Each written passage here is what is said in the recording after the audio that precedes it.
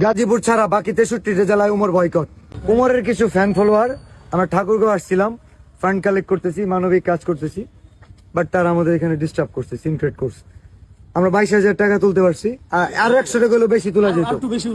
And Umar এটার মধ্যে জড়িত, ডিস্টার্ব করো যাতে কাজ না করতে পারে। আমি বলতেছি আগে, বাট উমর যদি এটা নিয়ে কথা না বলে, মাফ যদি না চায় ওর ফ্যান ফলোয়ার, গাজীপুর ছাড়া বাকি 63টা জেলায় উমর বয়কট।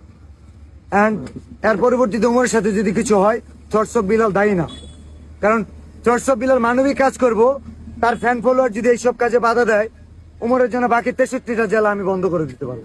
এটা লাস্ট ওয়ার্নিং। বয়কট আমি ভাই জানি না, আমি বয়কট কি লেগেছে এটাও জানি না।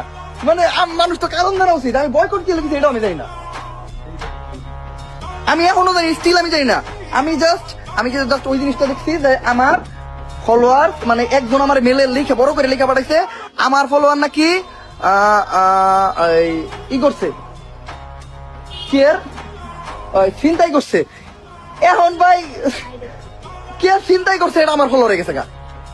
কালকে একজন দর্শন করবো, হ্যাঁ আমি দর্শন মামলা খামি, মানে আমার ফলোয়ার হয়ে যাবো গা। বাংলাদেশে যে কোনো অকারেন্স করলে ওমরের ফলোয়ার, এখন ওমরের ফলোয়ার এটা কেমনে বুঝবে? পুটকি দিলে হাসিল।